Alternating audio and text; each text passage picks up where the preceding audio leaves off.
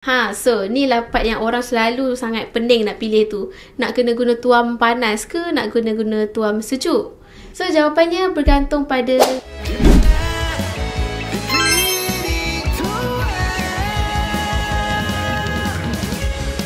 Hai, Assalamualaikum dan selamat datang kepada pendengar channel Klinik Tua, iaitu channel YouTube khas yang membincangkan hal kesihatan sendi, pembedahan, khatan dan pelbagai lagi isu berkenaan kesihatan.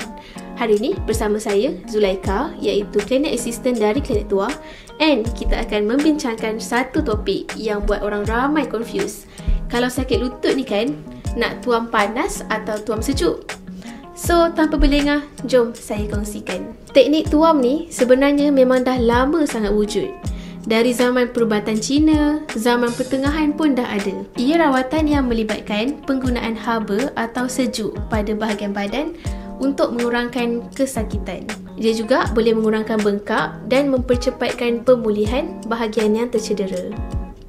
Biasanya, kita buat dengan menggunakan botol air panas, batu panas, kain panas ataupun gel pad.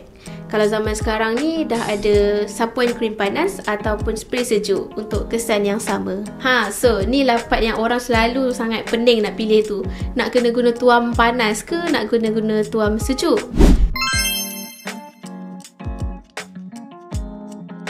So jawapannya bergantung pada kesakitan. Tuam panas dia lebih berkesan pada bahagian otot, muscle kita ni kan.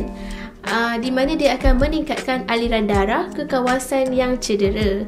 Kalau untuk post exercise recovery, saya suggest untuk guna tuam panas supaya lactic acid tak berkumpul banyak dekat kawasan muscle kita ni, sekaligus boleh mempercepatkan recovery.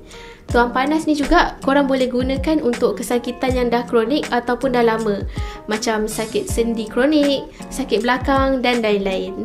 Untuk tuam sejuk pula, biasanya saya cadangkan bila dia melibatkan bengkak atau keradangan. Tuam sejuk ni dia berfungsi untuk mengecotkan salur darah dan saraf untuk mengurangkan kesakitan. So contoh yang sesuai tuam sejuk apabila lutut mengalami bengkak atau ketika baru sahaja cedera, macam terseliur ke, korang terjatuh ke. So selepas tuam sejuk, 1-2 hari lepas tu barulah saya cadangkan untuk tuam panas pula. Okay, next, cara yang betul untuk tuam.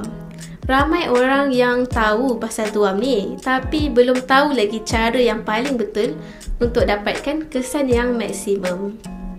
So caranya, anda boleh gunakan kain panas, botol air panas ataupun gel pad. Gel pad ni paling senang lah sebab korang boleh guna untuk dua fungsi. Letak dalam freezer untuk sejuk dan panaskan dalam microwave untuk tuam panas. Okay? So sekiranya terlalu panas atau sejuk, boleh balut sikit dengan kain biasa supaya tak melecuk lah ataupun tak kena frostbite. Okay, so tuam selama 15 hingga 20 minit, 3 atau 4 kali sehari.